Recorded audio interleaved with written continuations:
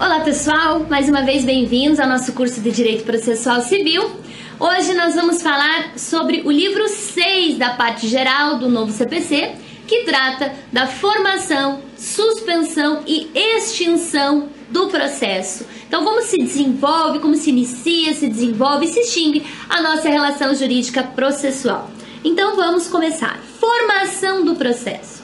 Diz o artigo 312 do Código de Processo Civil que considera-se proposta a ação quando a petição inicial for protocolada. Todavia, a propositura da ação só produz quanto ao réu os efeitos mencionados no artigo 240 depois que for validamente citado. Então vamos destrinchar um pouquinho esse artigo 312, que ele tem uma série de informações importantíssimas.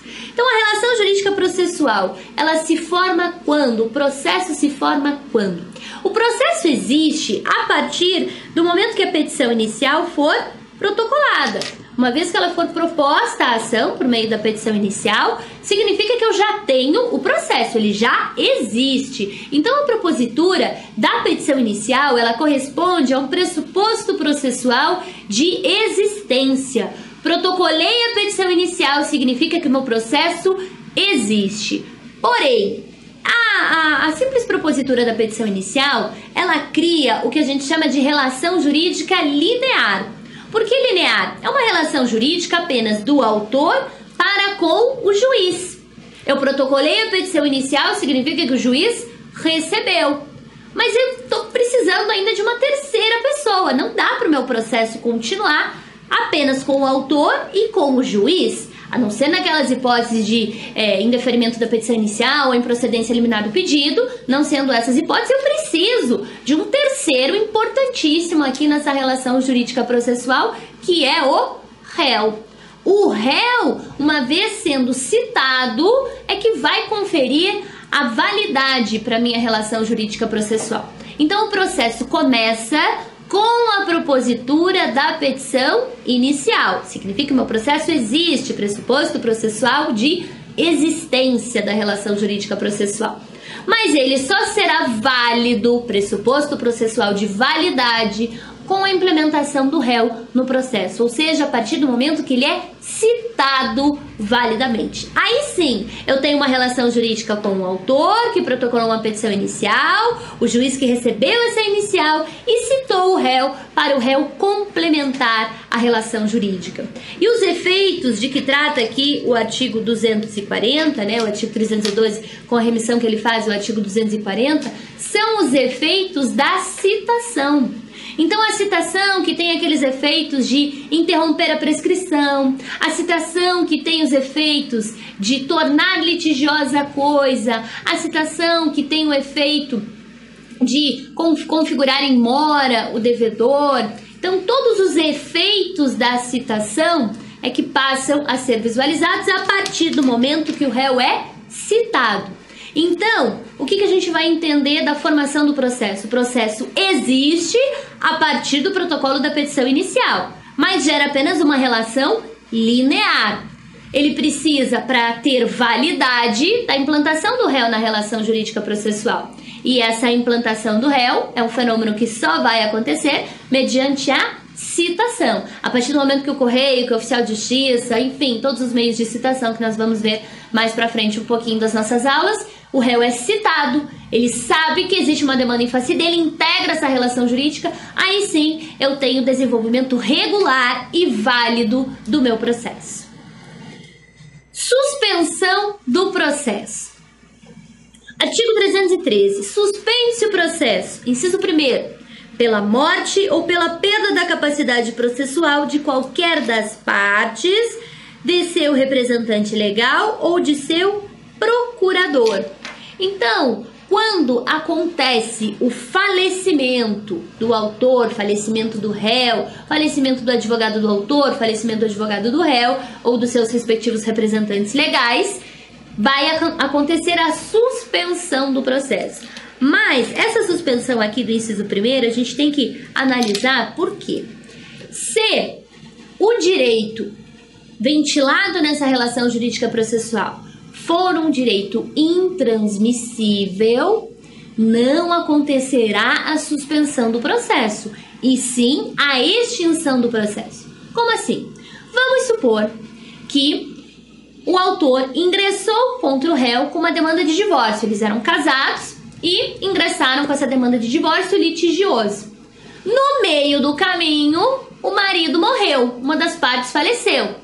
Pela letra aqui do inciso 1º do 313, seria um caso de suspensão do processo.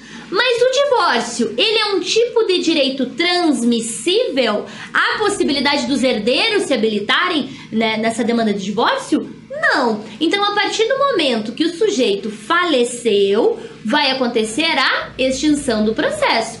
Por quê? Pela ausência de transmissibilidade do direito. Então, a mulher queria sair dessa relação jurídica divorciada, mas como o marido morreu, ela sai viúva dessa relação. Mas não existe a possibilidade de suspender, porque não vai ter ninguém para se habilitar no processo. O direito ao divórcio é um direito intransmissível.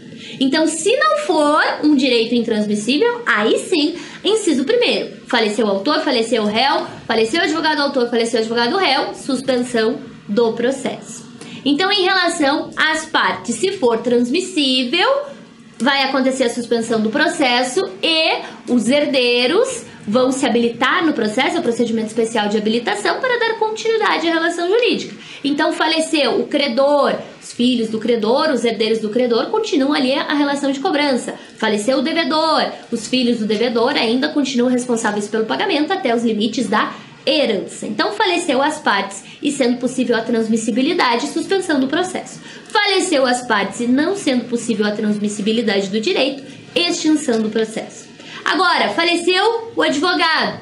Se a parte fosse patrocinada por um advogado X, mas a procuração ela foi endereçada para 4 advogados do mesmo escritório e só um morreu, permanece, os outros 3 tomam conta de todas as demandas daquele que faleceu. Agora, se for um advogado único, mencionado unicamente na procuração, aí o juiz vai intimar o autor ou intimar o réu para constituir um novo advogado. E durante esse período, suspensão do processo. E daí, em relação ao advogado, ao falecimento do advogado, gente, não importa se o direito é não transmissível ou intransmissível. Algum advogado vai ter que patrocinar a demanda na justiça comum.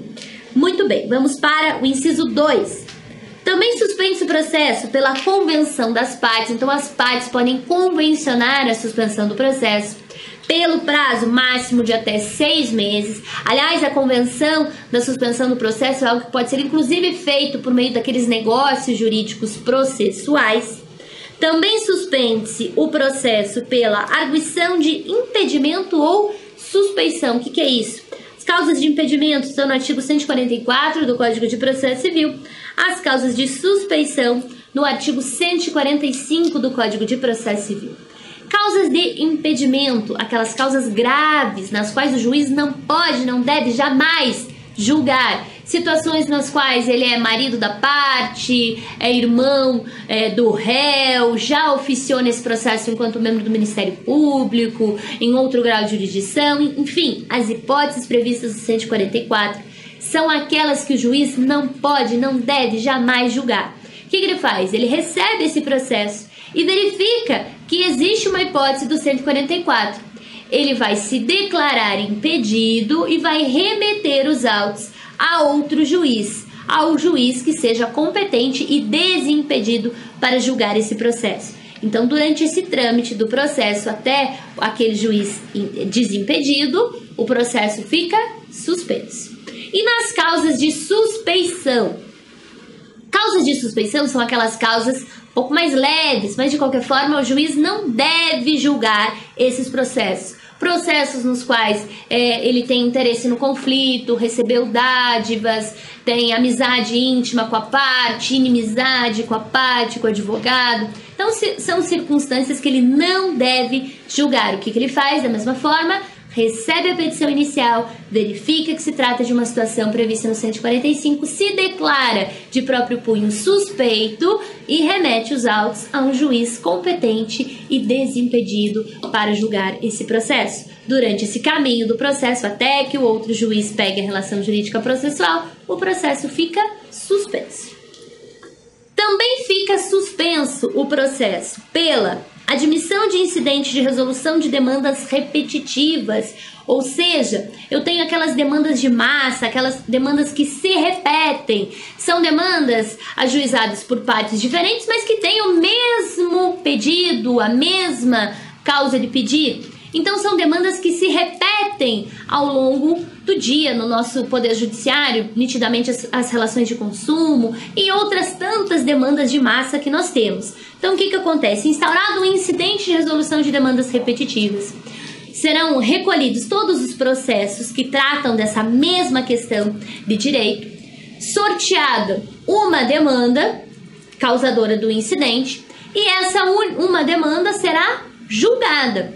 Uma vez proferido o julgamento, o resultado para essa demanda será aplicada às outras demais. Só que enquanto está pendente de julgamento essa demanda sorteada para julgamento, todas as outras referentes à mesma relação jurídica de direito material, elas ficam sobrestadas, elas ficam suspensas até que venha o julgamento dessa demanda e se aplique os seus efeitos a todas as demais. Também se suspende o processo quando a sentença de mérito depender do julgamento de outra causa ou da declaração de existência ou de inexistência de relação jurídica que constitua o objeto principal de outro processo pendente. Você tem uma simples situação de cobrança, mas ao lado dessa situação de cobrança há uma ação declarando a inexistência dessa obrigação.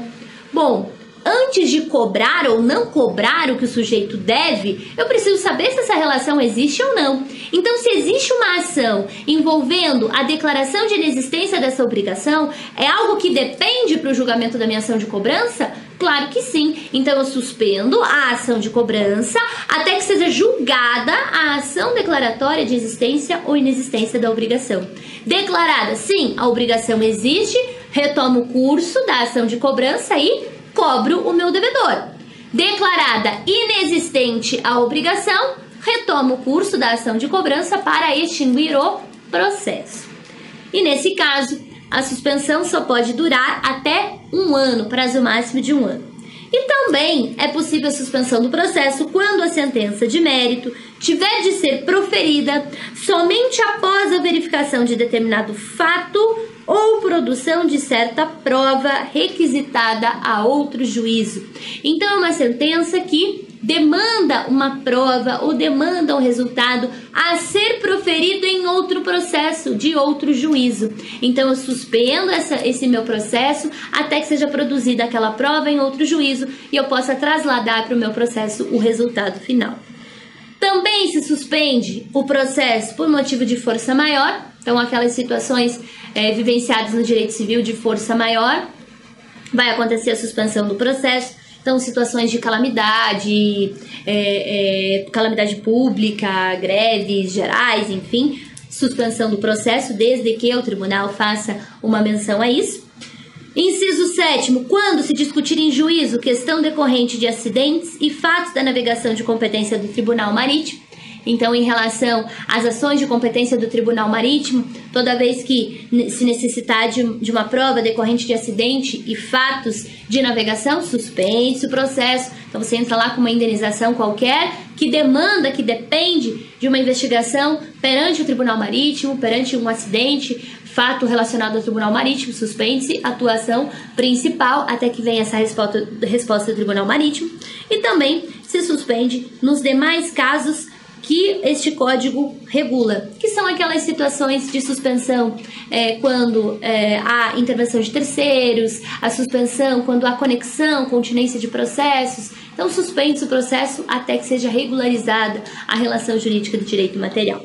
E nós temos mais 2 inserções que foram colocadas aqui no artigo 313, posteriores à vigência do novo CPC, pela Lei 13.363 de 2016, a Lei 13.363 de 2016, que trouxe 2 novas formas de suspensão do processo, que são formas que vieram para beneficiar a advogada mãe, o advogado pai, quando eles acabam tendo seus filhos, né, ou filhos biológicos a partir do parto, ou os filhos adotivos a partir da adoção, e são os únicos advogados daquele processo. Bom, vocês sabem que o advogado, ele não tem férias, o nosso único período de férias, o nosso único período, entre aspas, de recesso, é o período de suspensão dos prazos, que é do dia 20 de dezembro até o dia 20 de janeiro.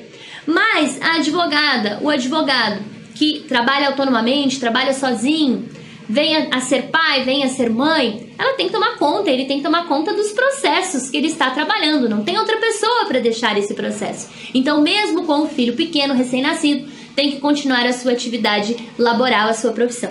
Então, o que acontece? A Lei 13.363 de 2016 veio conceder um benefício ao advogado pai, à advogada mãe, por ocasião do nascimento do seu filho ou por ocasião da adoção do seu filho, justamente para proteger alguns dias iniciais, que são os dias mais conturbados, né, na vida de um pai, na vida de uma mãe, para que naqueles dias não corra prazos processuais, ele não tenha que peticionar, que ocorra simplesmente a suspensão do processo. Então acompanhe comigo aqui no inciso 9 do artigo 313. Será suspenso o processo pelo parto ou pela concessão da adoção quando a advogada responsável pelo processo constituir a única patrona da causa. Quando a advogada for a única advogada do processo e tiver um bebê, ou por adoção, ou biologicamente, ela terá a suspensão do processo inteiro, de todos os processos que ela for advogada única desse processo, pelo prazo de 30 dias a partir do parto ou a partir da adoção. Esse benefício também recai ao pai, no inciso 10 da mesma lei 13.363, que diz: também se suspende o processo quando o advogado responsável pelo processo for o único patrono da causa e tornar-se pai. Então também tem que ser o único patrono do processo e tornar-se pai. Então a mulher teve neném ou adotaram, né? Nós temos o prazo de suspensão do processo pelo prazo de 8 dias, um prazo um pouco menor do que o prazo da mulher advogada, né, pela própria justificativa da questão do parto, enfim, mas existe essa prerrogativa. Então a mulher é a única advogada do processo, se tornou mãe por via da adoção ou por via biológica, suspensão do processo, de todos os processos, que ela for a única advogada, por 30 dias. O pai se tornou pai pela via biológica, pela via da adoção, suspensão de todos os processos em que ele for o único advogado, pelo prazo de 8 dias. Então é um benefício concedido aí à nossa classe da advocacia. Muito bem. Vamos falar então do último elemento, a extinção do processo. O artigo 316 determina que a extinção do processo dar-se-á por sentença. Então o processo se extingue por sentença. Muito bem. Nós temos que o processo ele pode ser extinto com resolução do mérito, que são as situações previstas no artigo 487 do CPC, e ele pode ser extinto sem resolução do mérito, que são as situações previstas no artigo 485 do CPC. Só que a grande novidade, antes da gente mencionar essas hipóteses, figura justamente no artigo 317 do CPC, que menciona o seguinte: antes de proferir decisão sem resolução do mérito, o juiz deverá conceder à parte oportunidade para, se possível, corrigir o vício. Por que nós temos esse artigo 317? O artigo 317 é inserido no CPC justamente pelo seguinte: nós não temos, lá na parte geral, o princípio do acesso à justiça, da razoável duração do processo, incluída a atividade satisfativa? Não falamos isso lá no artigo 4? Falamos. Então, quando a parte ingressa com uma demanda no Poder Judiciário, o seu objetivo é único: resolver o conflito, resolver a relação jurídica de direito material. E essa resolução do conflito implica na entrega do bem jurídico tutelado. Ninguém entra com uma petição inicial, ninguém provoca o Poder Judiciário para obter uma sentença sem resolução do mérito. A sentença sem resolução do mérito, ela é uma consequência processual. Aconteceu algum problema ali na relação jurídica processual e o juiz teve que proferir sentença sem resolução do mérito. Mas o meu objetivo é que eu tenha uma sentença com resolução do mérito.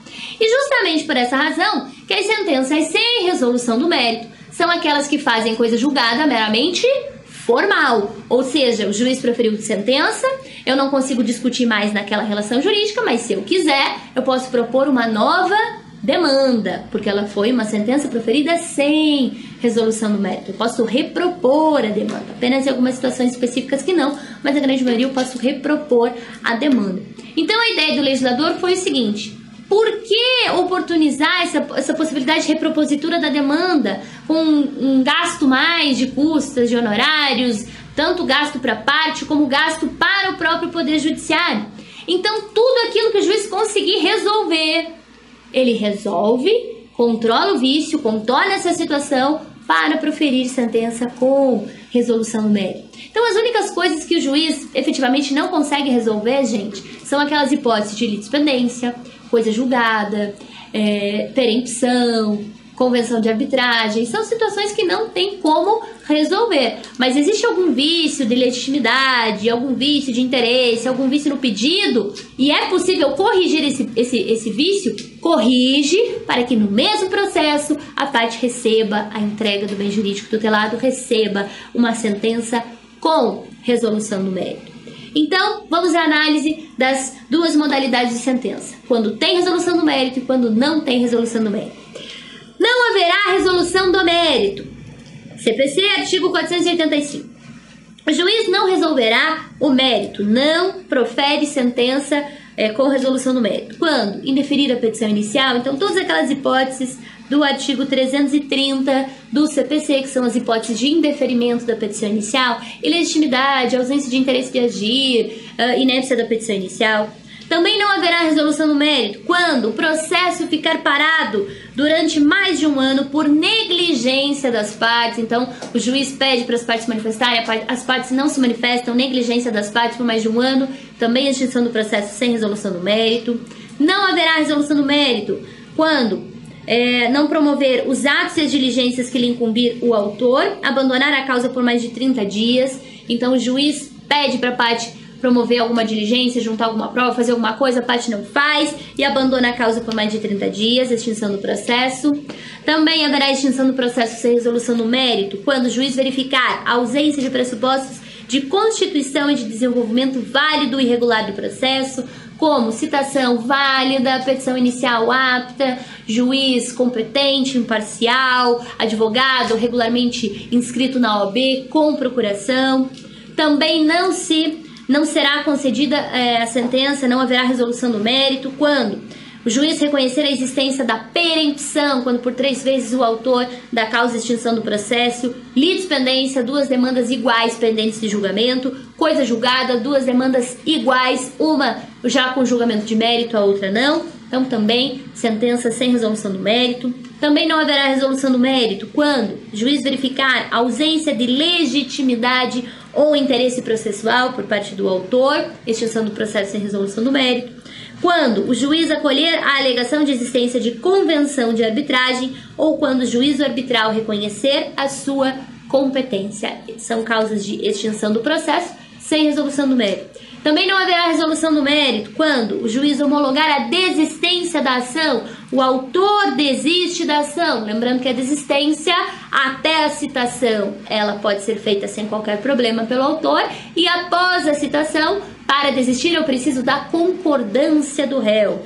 Também não haverá resolução do mérito em caso de morte da parte e a ação for considerada intransmissível por disposição legal. Aquele caso que já comentamos no inciso 1º do artigo 313, relacionado à suspensão do processo. A mulher entrou com uma ação de divórcio contra o marido, um divórcio litigioso, e o marido morreu. A morte das partes, ela é, como regra geral, uma hipótese de suspensão do processo. Mas quando o direito é intransmissível, aí não é caso de suspensão, é caso de extinção do processo, está aqui no inciso 9º. No caso de morte da parte, a ação for considerada intransmissível por disposição legal. E também será extinto sem resolução do mérito nos demais casos prescritos neste Código. Então, são as hipóteses onde não haverá resolução do mérito. Haverá sentença, mas não haverá resolução do mérito. E agora as hipóteses previstas no 487, haverá resolução do mérito. Haverá resolução de mérito quando o juiz acolher ou rejeitar o pedido formulado na ação ou na reconvenção. Que pedido é esse? O autor sempre pede a procedência dos seus pedidos. O réu sempre pede na contestação pela improcedência dos seus pedidos, salvo se manifestar reconvenção. que é a inversão dos polos da demanda, quando o réu formula a pretensão em seu próprio favor. Então, o juiz, quando acolhe ou rejeita os pedidos formulados na petição inicial ou na reconvenção, ele está julgando o mérito, está proferindo sentença com resolução do mérito. Também haverá resolução do mérito quando o juiz decidir de ofício ou a requerimento sobre a ocorrência de decadência ou prescrição. Lembrando que quando o direito da parte está prescrito, quando o direito da parte for decaído, e o juiz já percebe isso lá no comecinho, ele já pode definir pela improcedência liminar do pedido, que é uma sentença com resolução do mérito, prescrição e decadência, extinção do processo com resolução do mérito. Tem que lembrar, como o inciso 2 diz de ofício, a gente tem que lembrar que mesmo prescrição e decadência sendo matéria de ordem pública, o juiz tem que primeiro oportunizar o contraditório para depois se manifestar.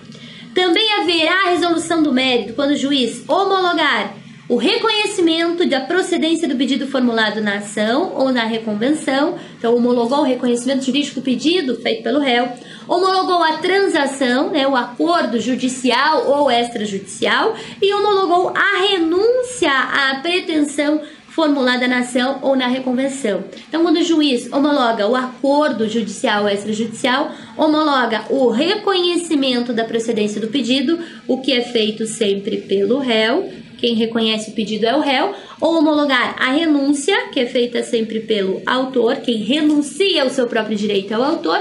Então, o autor renunciou, ou o réu reconheceu o pedido do autor, ou as partes transacionaram, fizeram um acordo, o juiz homologa isso e sentença, é uma sentença com resolução do mérito.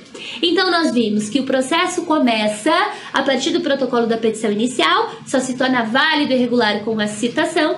No meio do caminho, nós temos algumas hipóteses de suspensão do processo e, ao final, ele será extinto, ou com resolução do mérito, nas hipóteses do 487, ou sem resolução do mérito, nas hipóteses do 485. Lembrando que toda vez que o juiz puder conseguir corrigir o vício, ele vai corrigir para me dar uma sentença com resolução do mérito. E eu espero então você na nossa próxima aula para a gente dar início à parte especial do Código de Processo Civil. Então encerramos na aula de hoje a parte geral, começaremos a nossa próxima aula a parte especial do Código de Processo Civil.